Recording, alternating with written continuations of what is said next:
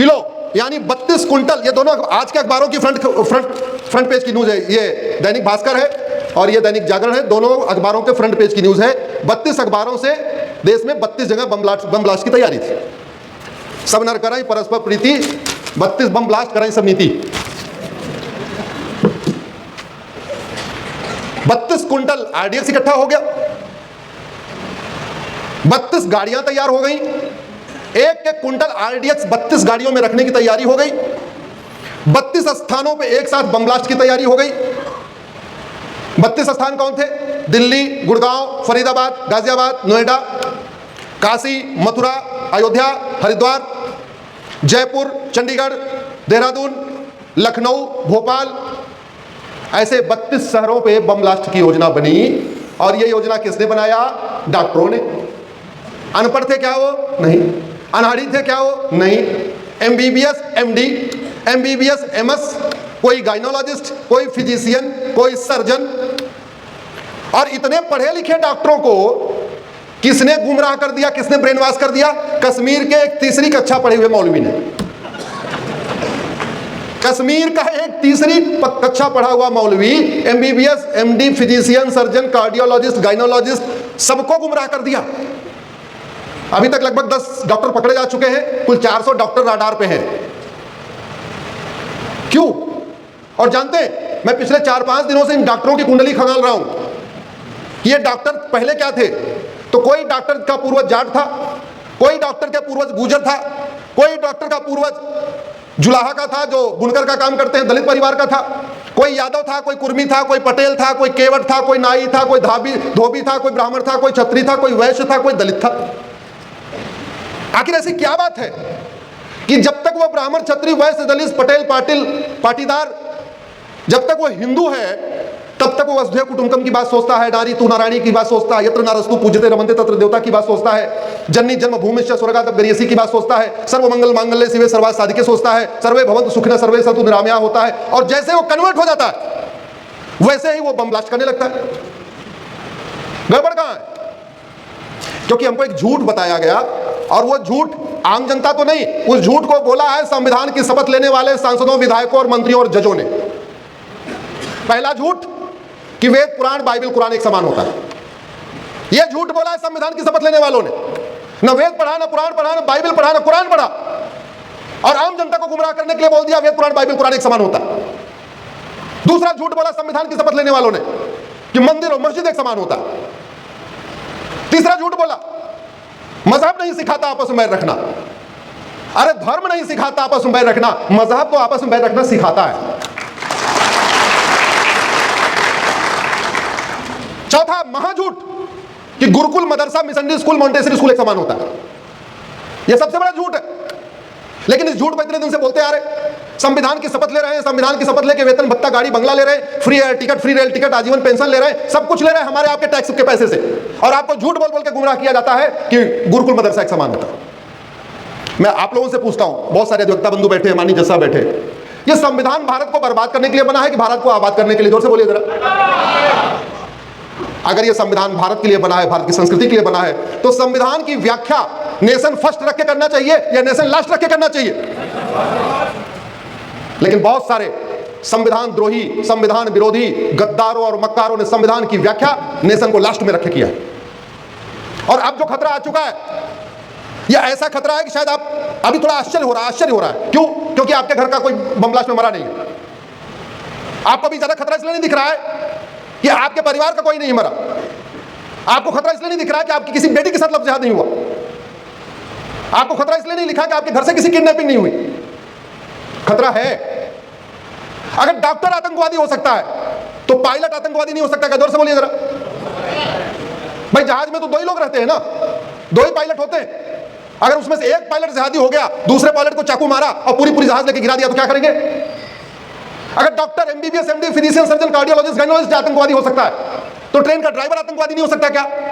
Train के driver में कितने ड्राइवर होते हैं? कोई रेलवे इंजन में 2 ही तो होते हैं। अगर एक उसमें से हादी हो गया, दूसरे को मारा और ट्रेन को ले गया, आगे जो ट्रेन जा रही है उसमें पीछे धक्का मार दिया, फिर क्या होगा?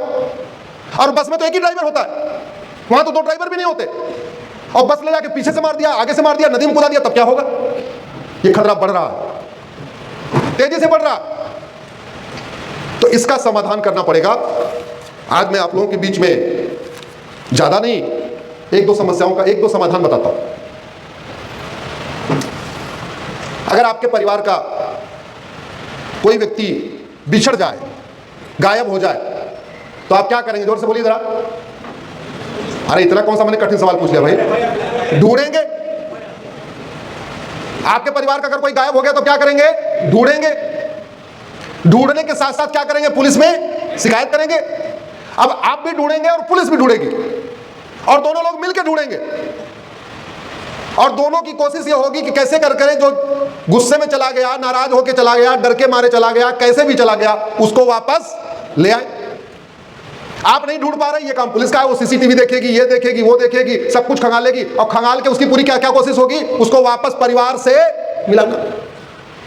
ये जितने आतंकवादी हैं, ये 200 साल 300 साल पहले क्या थे? जोर से बोलिए जरा, जोर से बोलिए, क्या थे ये? हिंदू। ये जितने आतंकवादी हैं सारे के सारे क्या हैं? जोर से बोलिए, क्या है? कन्वर्टेड हिंदू। लगता है हमारा वीडियो सुनते रहते हैं, ताली बजाइए उनके लिए। ये जितने के जितने आतंकवादी क्या है? ये लफ्ज़ जिहाद कौन करता है? जोर से बोलिए जरा। अरे उधर से आवाज नहीं आ रही। कौन करता है? कन्वर्टेड हिंदू। लैंड जिहाद कौन करता है? घुसपैठियों की मदद कौन करता है? धर्मांतरण कौन कराता है? जनसंख्या विस्फोट कौन करता है? अलगाववाद कौन फैलाता है? आतंकवाद कौन फैलाता है? बम ब्लास्ट कौन करता है? मजहबी उन्माद कौन फैलाता है? पत्थरबाजी कौन करता है? सारे के सारे क्या हैं? जोर से बोलिए जरा। कन्वर्टेड हिंदू। कोई नाई था, कोई धोबी था, कोई पटेल था, कोई पाटिल था, कोई कुछ था, कोई कुछ था। आपको जान के आश्चर्य होगा, अंग्रेजों ने 1937 में शरीयत एक्ट भारत में लागू किया। तो शरीयत एक्ट का सबसे ज्यादा विरोध भारत में जानते कहां से हुआ था? गुजरात से हुआ था। और किसने किया था? कच्ची मेनन हमारे कन्वर्टेड हिंदू ने किया था। कच्ची मेनन कन्वर्टेड हिंदू ने बोला हम तो हिंदू मर्जी से फॉलो करेंगे, हम शरीयत एक्ट मानेंगे नहीं। और आज उसको फॉलो करते करते आप उनको रिवर्स करिए तो आज मानेंगे क्या? नहीं मानेंगे। क्यों? क्योंकि इतने दिनों कंटिन्यू रह लिए। मैं एक बात बहुत विनम्रता से कहता हूं, अब समय आ चुका है प्रत्येक मठ मंदिर को घर वापसी का केंद्र बनाया जाए। प्रत्येक मठ मंदिर को घर वापसी का केंद्र बनाया जाए। प्रत्येक मठ मंदिर अपना एनुअल टारगेट सेट करे कि हम कितने लोगों को घर वापसी कराएंगे। आखिर एक तरफ जोशुआ प्रोजेक्ट चल रहा है क्रिश्चियंस का, उनका टारगेट है कि हम एनुअली इतने लोगों को कन्वर्ट करेंगे। दूसरी तरफ एक और प्रोजेक्ट चल रहा है, उनका टारगेट हम इतने लोगों को धर्मांतरण कराएंगे।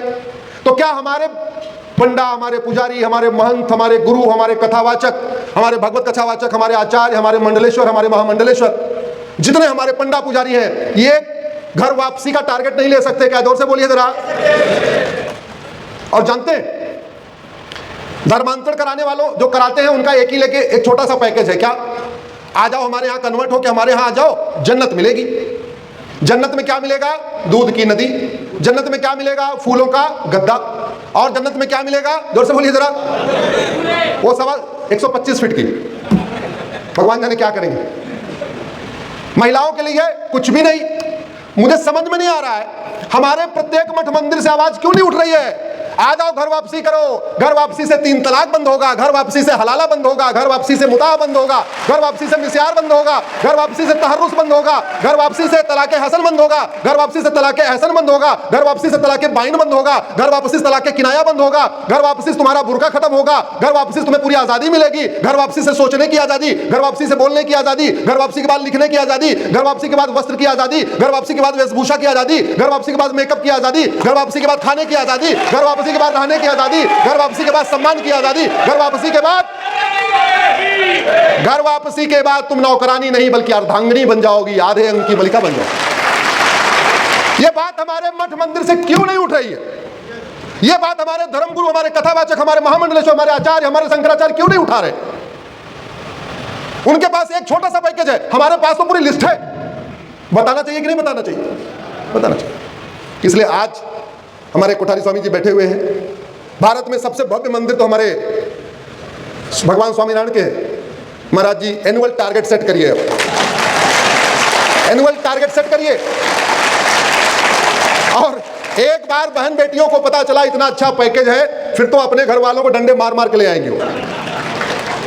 उनको आजादी की जरूरत है। उनको स्वतंत्रता की जरूरत है। किसको नहीं चाहता भाई मैं अपने तरीके से जीवन रह सकूं? हर व्यक्ति स्वतंत्र होकर रहना चाहता है, कोई गुलाम होकर नहीं मरना चाहता। इसलिए पहली आवश्यकता यह है कि अगर हम चाहते हैं सब नर करें परस्पर प्रीति चलें स्वधर्म निरसुत नीति, हमें अपने प्रत्येक मठ मंदिर को घर वापसी का केंद्र बनाना पड़ेगा। अब आप सोच रहे होंगे कि मैं तो सुप्रीम कोर्ट का व्यक्ति हूं, ये घर वापसी की बात क्यों कर रहा हूं? तो ये घर वापसी में संवैधानिक बात कर रहा हूं। भारत का संविधान धर्मांतरण की परमिशन नहीं देता। भारत का संविधान का आर्टिकल 25 फ्रीडम ऑफ रिलीजन देता है। आर्टिकल 25 पढ़िए, freedom of religion subject to public order, health and morality. Bharat का संविधान मजहब की बहुत आंशिक स्वतंत्रता देता है। भारत का संविधान रिलीजन की बहुत पार्शियल, बहुत थोड़ी सी स्वतंत्रता देता है। और जिस स्वतंत्रता देते समय भी 3 कंडीशन लगा दिया कि मजहब को फॉलो करते समय कोई ऐसा काम नहीं करोगे जिससे पब्लिक ऑर्डर डिस्टर्ब हो जाए, मजहब को फॉलो करते समय कोई ऐसा नहीं काम करोगे जिससे किसी की हेल्थ खराब हो जाए, और मजहब को फॉलो करते समय कोई ऐसा नहीं काम करोगे जो मोरालिटी के खिलाफ हो, इमोरल हो। ये बताइए, धर्मांतरण कराना इमोरल है कि नहीं? जोर से बोलिए जरा।